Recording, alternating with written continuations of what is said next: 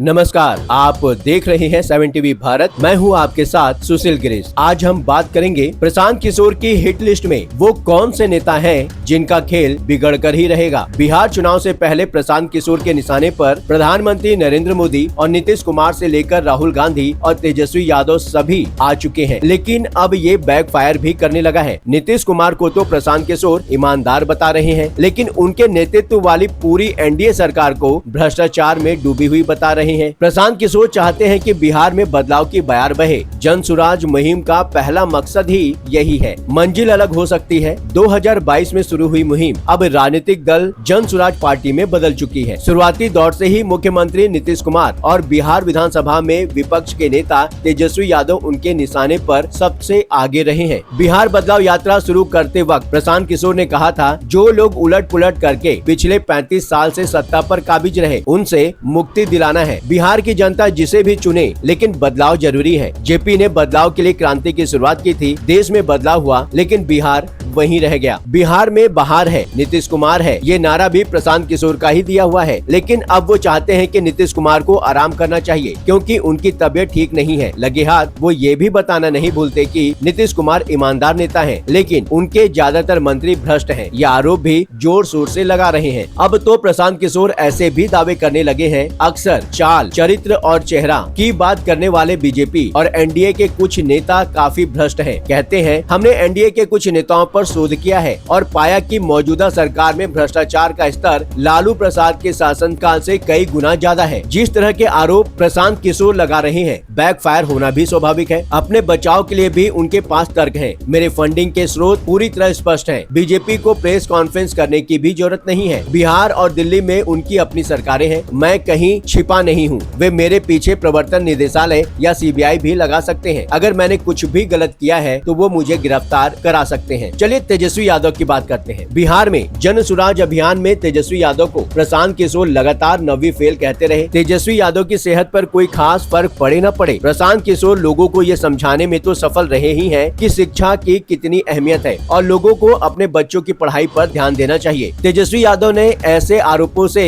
ये कहते हुए बचाव किया कि चूंकि वो क्रिकेटर बनना चाहते थे, इसलिए पढ़ाई पर जोर नहीं रहा और इसके लिए वो सचिन तेंदुलकर का उदाहरण देते हैं। लेकिन प्रशांत किशोर की अलग दलील है। तेजस्वी यादव को जब नवी फिल्म मैं बताता हूँ तो मकसद होता है कि मैं ये बताऊं कि उनमें सीखने की इच्छा नहीं है। जिसके माता पिता दोनों मुख्यमंत्री रहे, वो नवी पास नहीं कर पाया। तेजस्वी यादव ऐसी बातों की परवाह किए बगैर बिहार विधानसभा चुनाव की तैयारी कर रहे हैं। बस एक ही मुश्किल है, आरजेडी की गठबंधन साथ ही कांग्रेस की तरफ से अब तक उनके विपक्ष के मुख्यमंत्री चेहरे के तौर पर मंजूरी नहीं मिल सकी है। दूसरा नाम है नीतीश कुमार का। बिहार के मुख्यमंत्री होने के कारण नीतीश कुमार भी तेजस्वी यादव के बराबर ही प्रशांत किशोर के निशाने पर रहे हैं। 2015 के चुनाव में नीतीश कुमार के मुख्यमंत्री बनने में मददगार रहे। प्रशांत किशोर जेडीयू के उपाध्यक्ष भी रह चुके हैं। जेडीयू से निकाल दिए जाने के बाद से वो नीतीश कुमार से खासे खफा रहते हैं। हाल फिलहाल प्रशांत किशोर बिहार सरकार के कई मंत्री प्रशांत किशोर के निशाने पर हैं। एनडीए नेताओं पर भ्रष्टाचार के आरोप लगाने के मामले में एक इंटरव्यू में प्रशांत किशोर कहते हैं, मैं आरोप प्रत्यारोप की राजनीति में विश्वास नहीं करता, लेकिन बिहार के अपने दौरे में मुझे बड़े पैमाने पर भ्रष्टाचार की शिकायतें मिली। ये आजादी के बाद की सबसे भ्रष्ट सरकार है, लेकिन मैं साफ कह दूं कि नीतीश कुमार ईमानदार हैं। उनके आसपास के कुछ लोगों ने ही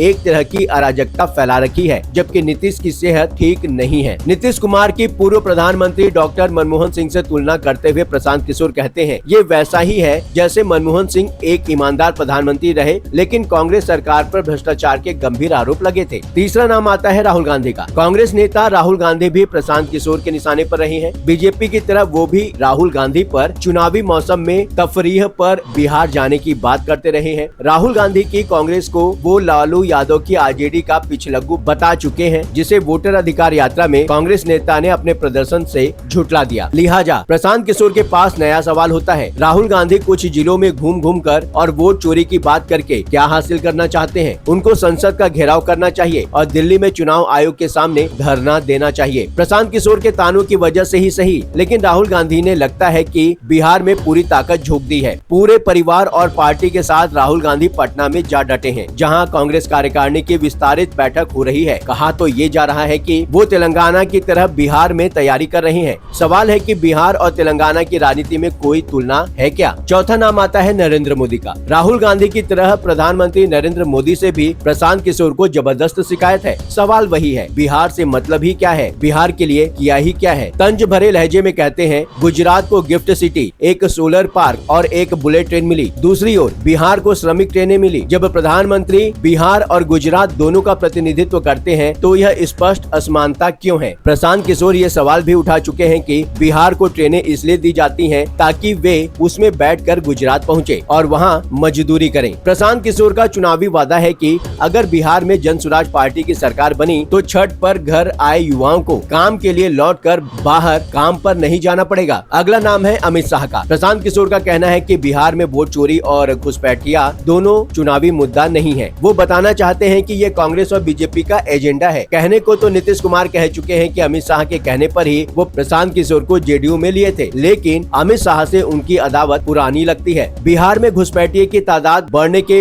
बीजेपी के दावों पर प्रशांत किशोर के निशाने पर केंद्रीय गृह मंत्री अमित शाह सहज तौर पर आ जाते हैं। ऐसा है तो इसके लिए दोषी खुद मोदी जी, गृह मंत्री अमित शाह और बिहार के मुख्यमंत्री नीतीश कुमार है। बिहार में नीतीश कुमार की सरकार है, मोदी जी की केंद्र में 2014 से सरकार है, बॉर्डर पर नियंत्रण उनके पास है। अगला नाम है अशोक चौधरी का। बिहार सरकार के जो मंत्री प्रशांत किशोर के निशाने पर हैं, उनमें अशोक चौधरी भी हैं। अशोक चौधरी बिहार के ग्रामीण विकास मंत्री हैं और मुख्यमंत्री नीतीश कुमार के बेहद करीबी बताए जाते हैं। प्रशांत किशोर ने अशोक चौधरी पर 2 साल के भीतर भ्रष्टाचार करके 200 करोड़ रुपए की जमीन खरीदने का आरोप लगाया है। प्रशांत किशोर के आरोपों के दायरे में अशोक चौधरी की सांसद बेटी शांभवी चौधरी भी हैं। अशोक चौधरी और शांभवी चौधरी ने आरोपों का खंडन तो जोरदार ढंग से किया है, लेकिन वो बुरी तरह घिरा हुआ भी महसूस कर रही हैं। अशोक चौधरी ने भी प्रशांत किशोर को 100 करोड़ रुपए के मानहानि का नोटिस भेजा है। सम्राट चौधरी की बात करें तो अशोक चौधरी की ही तरह प्रशांत किशोर ने बिहार में डिप्टी सीएम सम्राट चौधरी को भी घेरा है। उन पर उम्र छिपाने, जेल जाने और आपराधिक पृष्ठभूमि का होने का इल्जाम लगाया है। प्रशांत किशोर का कहना है कि वो कांग्रेस नेता सदानंद सिंह की हत्या के आरोपी रहे हैं और जेल भी जा चुके हैं। सम्राट चौधरी पर प्रशांत किशोर का आरोप है कि वो नकली आयु प्रमाण पत्र बनाकर और खुद को नाबालिग घोषित कर 6 महीने में जेल से बाहर आ गए। प्रशांत किशोर का दावा है कि पहले उनका नाम राकेश कुमार था, जो बाद में राकेश कुमार उर्फ सम्राट चौधरी हो गया। कहते हैं बिहार बोर्ड के मुताबिक वो मैट्रिक में फेल हो गए थे और 2010 में खुद को 7वीं पास बताया था। अगला नाम दिलीप जायसवाल। बिहार बीजेपी के अध्यक्ष दिलीप जायसवाल पर प्रशांत किशोर ने एक मामूली क्लर्क से कॉलेज के मालिक बन जाने का आरोप लगाया है। जुलाई 2025 में प्रशांत किशोर ने आरोप लगाया था कि दिलीप जायसवाल ने पिछले 25 साल से किशनगंज में एक मेडिकल कॉलेज पर अवैध कब्जा कर रखा है। उनका कहना था ये सिर्फ एक व्यक्ति का नहीं बल्कि बिहार में कानून व्यवस्था और राजनीतिक गठजोड़ का मामला है। आरोपों को सिरे से खारिज करते हुए अशोक चौधरी की ही तरह दिलीप जायसवाल ने प्रशांत किशोर को नोटिस भेजा है। प्रशांत किशोर ने दिलीप जायसवाल के मामले में बिहार सरकार के मंत्री मंगल पांडे को भी लपेटा है। कहते हैं मैंने बीजेपी नेता और स्वास्थ्य मंत्री मंगल पांडे से भी पूछा कि दिलीप जायसवाल ने किशनगंज मेडिकल कॉलेज को डीम्ड विश्वविद्यालय का दर्जा कैसे दिलाया। अगला नाम मंगल पांडे। प्रशांत किशोर के निशाने पर आए मंगल पांडे बिहार सरकार में स्वास्थ्य मंत्री हैं। हाल ही में प्रशांत किशोर ने दावा किया कि मंगल पांडे की पत्नी के पंजाब नेशनल बैंक के अकाउंट में 2019 और 2020 में 2.12 करोड़ रुपए जमा हुए। प्रशांत किशोर अब पूछ रहे हैं कि मंगल पांडे की पत्नी के अकाउंट में ये पैसा कहां से आया और पैसे को घोषित क्यों नहीं किया गया। अगला नाम है चिराग पासवान का। अव्वल तो प्रशांत किशोर और चिराग पासवान एक दूसरे की सार्वजनिक तौर पर काफी तारीफ करते हैं, लेकिन वाया अशोक चौधरी उनको भी लपेटे में ले लिया है। प्रशांत किशोर का कहना है कि चिराग पासवान युवा हैं, जाति की बातें नहीं करते, इसलिए बिहार को चिराग पासवान जैसे नेता की जरूरत है। लेकिन अशोक चौधरी को घेरने के चक्कर में प्रशांत किशोर उनको भी नहीं छोड़ते। प्रशांत किशोर ने अशोक चौधरी पर पैसे देकर बेटी